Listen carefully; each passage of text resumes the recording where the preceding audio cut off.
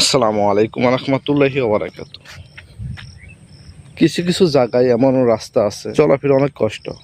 বৃষ্টি আসলে রাস্তাঘাটের অবস্থা খুব বেহাল অবস্থা হয়ে যায়। চেয়ারম্যান মেম্বার সবসময় এই রাস্তা চলাফেরা করে, তারপরও তারা এই কাজগুলো করে না। কেন করে না তারাই জানে।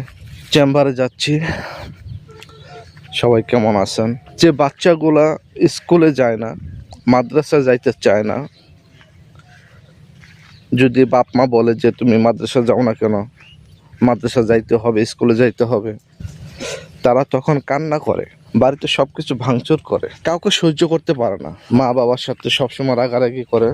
এই সমস্ত বাচ্চাগুলোকে আপনি রোকেয়া করাবেন, কারণ শয়তান কখনো চায় না যে একটা ছেলে মাদ্রাসায় যাক, মাদ্রাসায় গিয়ে তারা কোরআন শিক্ষা করুক।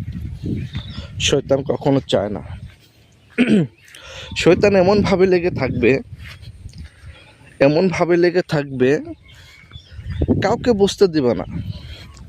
আপনি মনে করতেছেন আমার ছেলের হয়তো লেখাপড়া ভালো লাগে না বিধায় তারা স্কুলে যাইতে চায় না, রাগারাগি করে, বাড়িতে ভাঙচুর করে।